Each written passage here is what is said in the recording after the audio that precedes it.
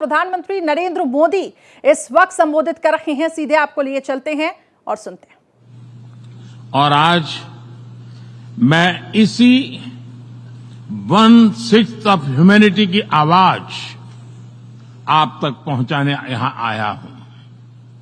Friends, जब हम global future की बात कर रहे हैं तो ह्यूमन सेंट्रिक अप्रोच सर्वप्रथम होनी चाहिए। सस्टेनेबल डेवलपमेंट को प्राथमिकता देते हुए हमें मानव कल्याण, फूड, हेल्थ सिक्योरिटी यह भी सुनिश्चित करनी होगी।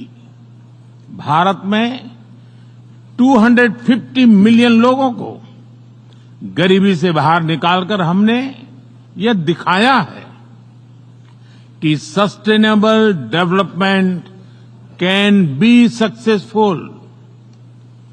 सक्सेस का हमारा यह अनुभव हम ग्लोबल साउथ के साथ साझा करने के लिए तैयार है। Friends, success of humanity lies in our collective strength, not in the battlefield।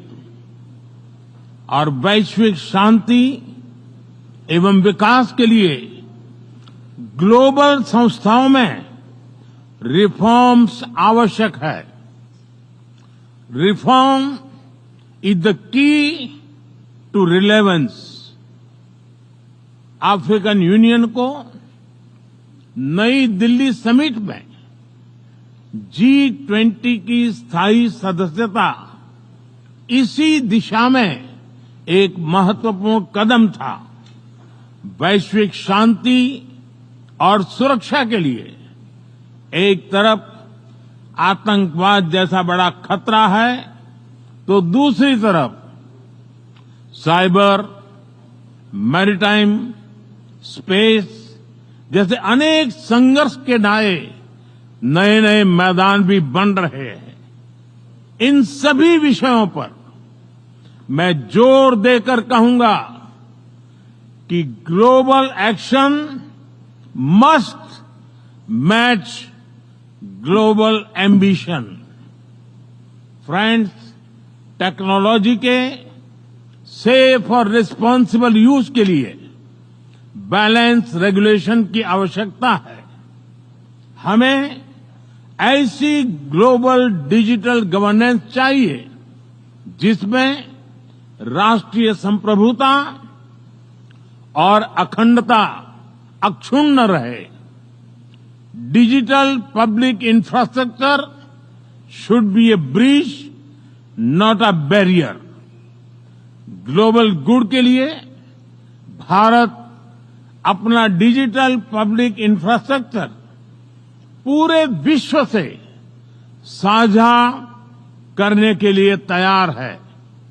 Friends, Bharat के लिए one earth, one family, one future एक कमिटमेंट है।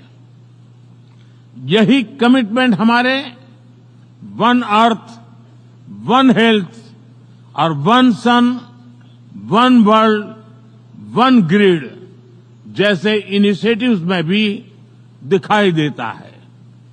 पूरी मानवता के हितों की रक्षा और वैश्विक समृद्धि के लिए भारत मनसा वाचा कर्मणा से काम करता रहेगा।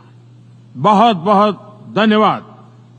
यूएस में भारत जिस तरीके से अपना दमखम दिखा रहा है प्रधानमंत्री नरेंद्र मोदी के नेतृत्व में, और प्रधानमंत्री नरेंद्र मोदी 3 दिवसीय अमेरिका दौरे में, जिसमें कई मुद्दों पर चर्चा हुई है। बायलैटरल टॉक्स में खासतौर से जो बाइडेन के साथ दो देशों के बीच में रिश्ते काफी ज्यादा मजबूत भी हुए हैं और ऐसे में भारतीय मूल के जो लोग हैं वो काफी ज्यादा उत्साहित। एक तरफ प्रधानमंत्री नरेंद्र मोदी ने भारतीय मूल के लोगों को संबोधित किया, इसके साथ साथ भारत और अमेरिका के रिश्ते मजबूत हुए। तो न्यूयॉर्क में प्रधानमंत्री नरेंद्र मोदी का ये मेगा शो, जहां पर प्रधानमंत्री ने संबोधित किया था।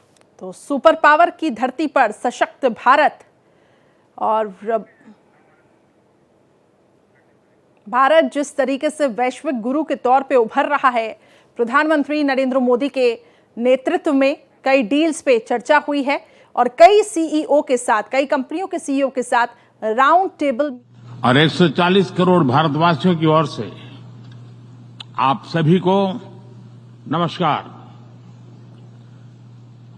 जून में अभी मानव इतिहास के सबसे बड़े चुनावों में भारत के लोगों ने मुझे लगातार तीसरी बार सेवा का अवसर दिया है और आज मैं इसी 1/6 ऑफ ह्यूमैनिटी की आवाज आप तक पहुंचाने यहां आया हूं।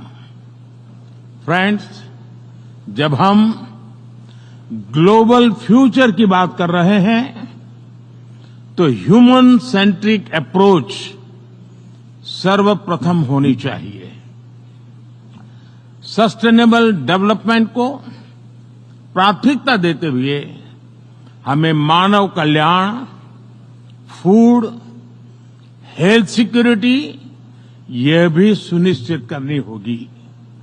भारत में 250 मिलियन लोगों को गरीबी से बाहर निकालकर हमने यह दिखाया है कि sustainable development can be successful.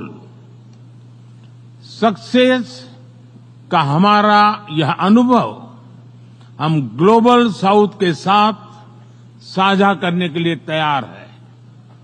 Friends, success of humanity lies in our collective strength, not in the battlefield. तो पीएम मोदी को आप सुन रहे थे और इस वक्त हमारे साथ अमेरिका से ही additional national affair Krishna Mohan Sharma ji जुड़ चुके हैं। सीधा उनकी तरफ मैं रुख करूंगी। कृष्ण जी, आज जिस तरीके से प्रधानमंत्री का ये संबोधन रहा, इसमें क्या क्या मुख्य बातें रही, क्या क्या हाइलाइट्स रहे आज के दिन के? क्या प्राइम मिनिस्टर नरेंद्र मोदी ने कहा कि 140 करोड़ लोगों की ओर से उनकी बात मैं आपके मंच पर रखने आया हूँ। और कल उन्होंने कहा था कि नमस्ते अब ग्लोबल हो गया। प्रधानमंत्री ने कहा कि सस्टेनेबल डेवलपमेंट के लिए सामूहिक प्रयास से सफल हो सकता है, युद्ध से सफल नहीं हो सकता। और उन्होंने जब बात कही कि जब बात होगी सस्टेनेबल डेवलपमेंट की तो उसमें फूड सिक्योरिटी, सेफ्टी और तमाम चीज़ों की बात की, one nation, one globe, one grid की बात की उन्होंने बहुत महत्वपूर्ण बात साझा की। और उन्होंने कहा कि जब तक हम साथ नहीं आएंगे तब तक वैश्विक स्तर पर किसी भी उसका विकास नहीं हो सकता।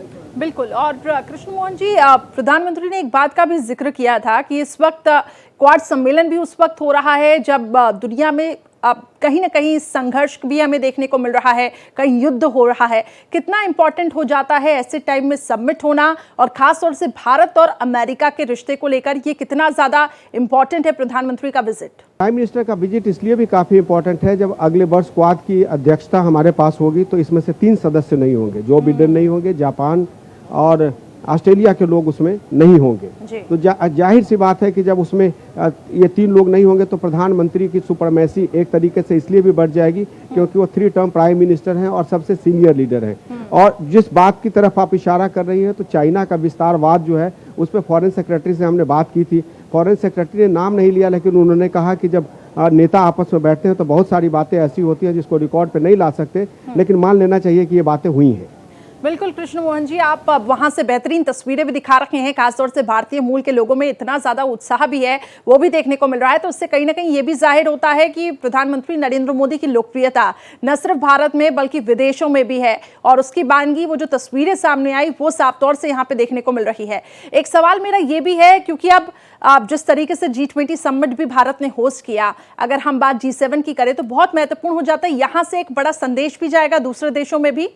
निश्चित तौर पे जब एक ओल्डेस्ट डेमोक्रेसी है और एक लार्जेस्ट डेमोक्रेसी है, दोनों के नायक हमारे प्रधानमंत्री और अमेरिका के राष्ट्रपति जब आपस में बैठेंगे तो विकास की बात होगी। और जो बिडेन ने भी कहा कि वक्त जो है वो साथ चलने का है, एक दूसरे से संघर्ष करने का नहीं है, विस्तारवाद का नहीं है, एक दूसरे को उकसाने का नहीं है।